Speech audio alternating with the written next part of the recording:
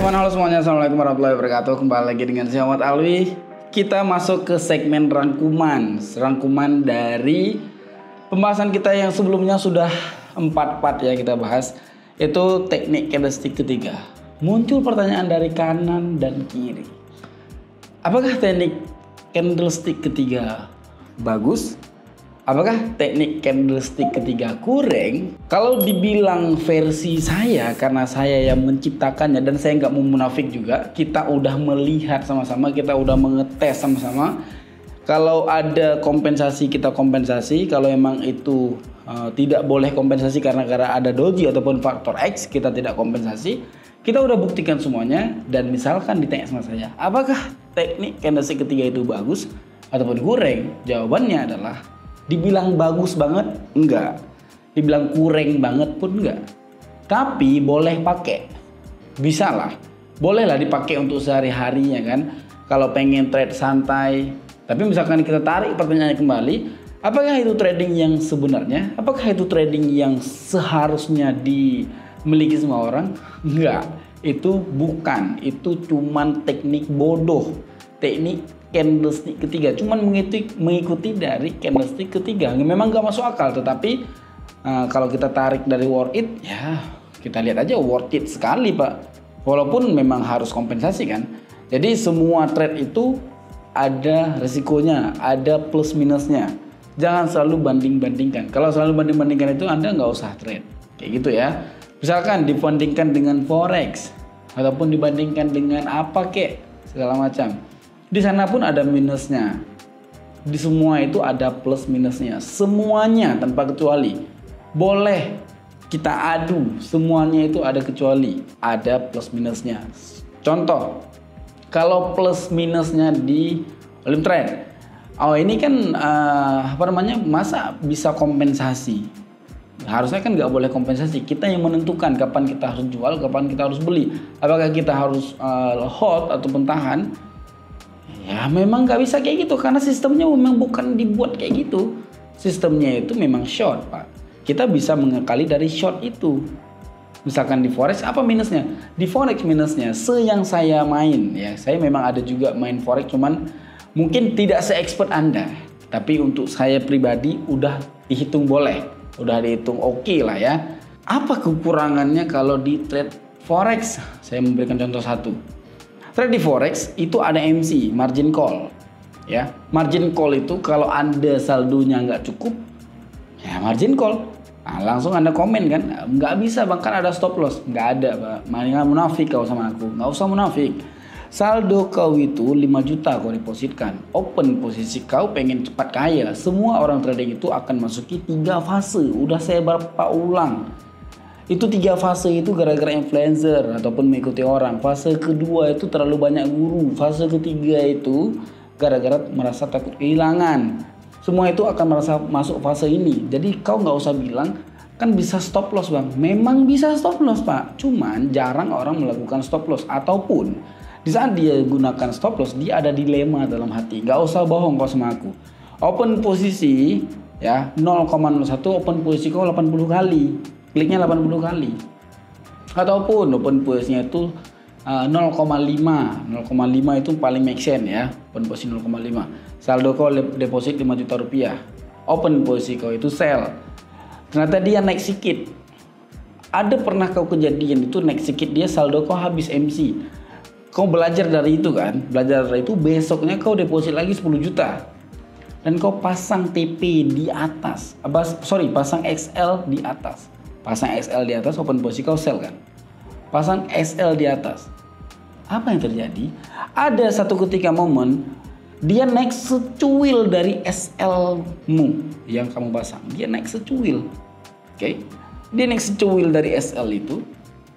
Kemudian dia turun. SL kau kena, kau nggak jadi profit. Itu dalam hatiku market ini. Itu memang ada plus minusnya. Jangan selalu bandingkan. Alright, jadi dengan kali itu udah 5 menit kita ngomong dan jangan kita perpanjang lagi. Kita coba mengetes dari teknik candlestick ketiga ini.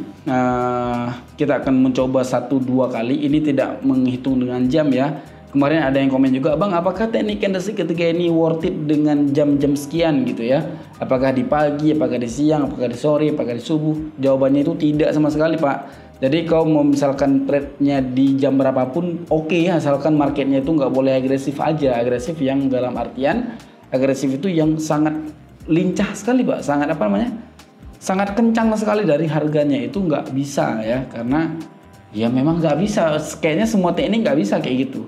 Dan nggak boleh ada doji. Selama dia nggak ada doji dan dia itu mulus-mulus aja, ya silahkan. Termasuk jam berapa aja itu boleh, diperbolehkan gitu ya.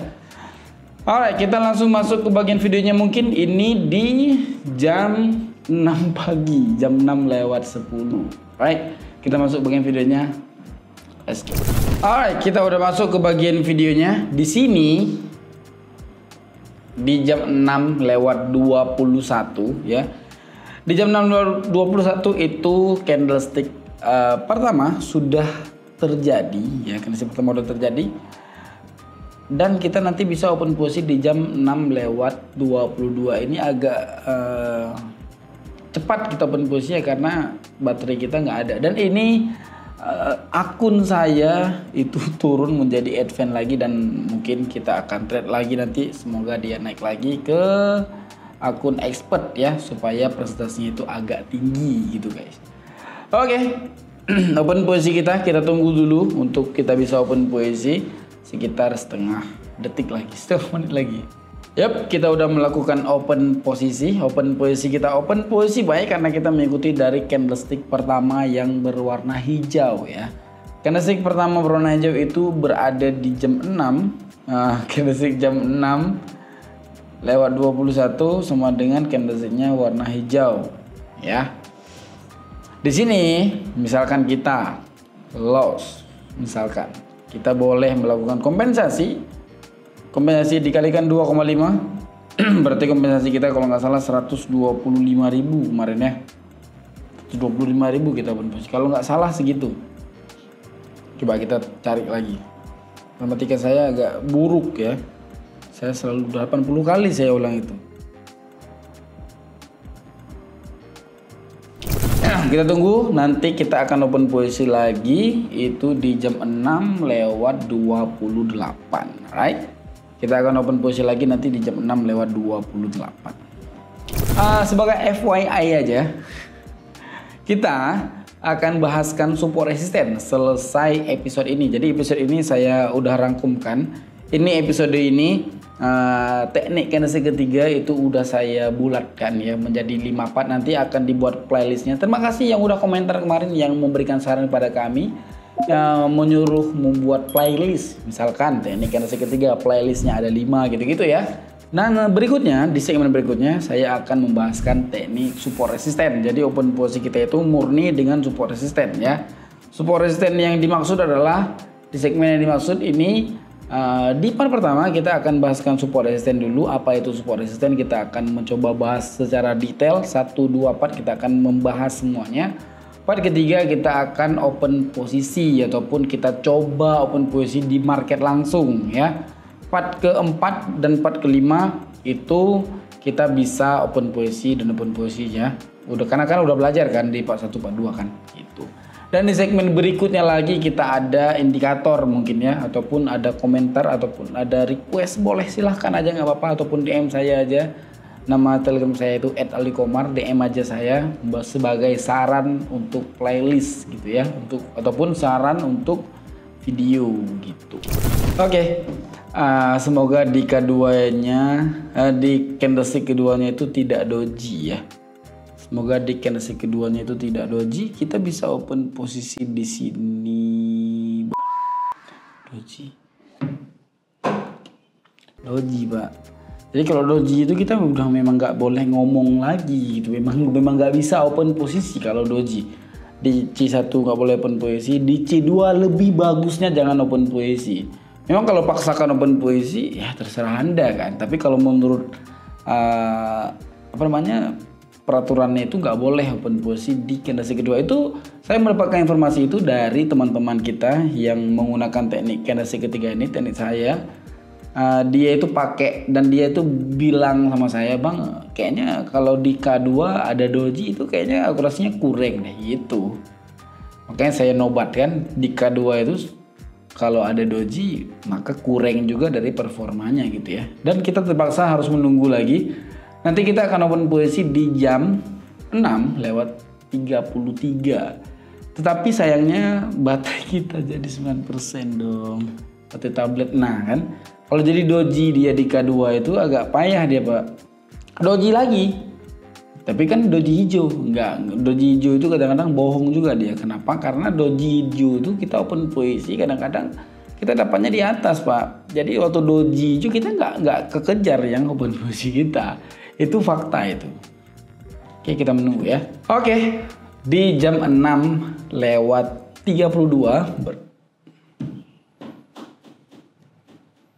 doji lagi dong.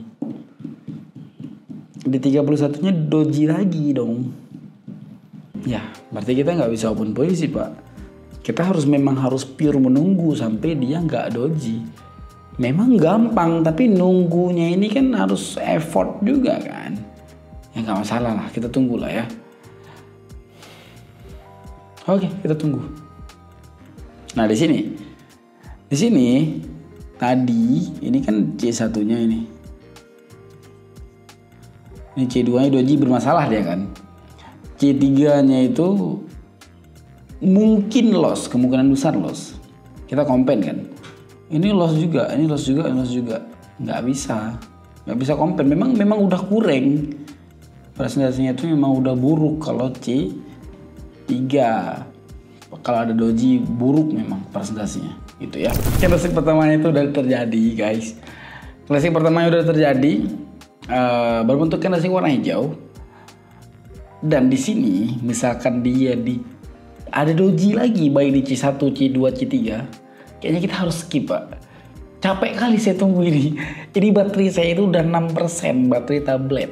Ya, jadi memang nggak memungkinkan lagi untuk kita tunggu karena ini rekam video ini aja udah 20 menit. Memang nggak mungkin ya. Oke. Kita open posisi baik. Kalau doji kita tutup. Here I come. Memang jatuhnya itu bukan doji tapi mirip doji pak. Kesel kita kadang-kadang kayak gitu kan, karena memang kita udah klaim kalau ini nanti aku akan open posisi di sini, tapi tiba-tiba doji gitu, capek nunggu tapi nggak jadi kan, kesel gitu pak.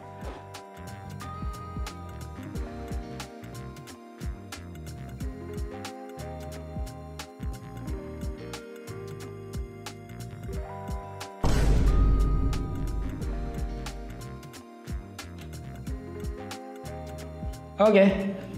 Sisa waktu kita sekitar 20 detik lagi. Kita menunggu.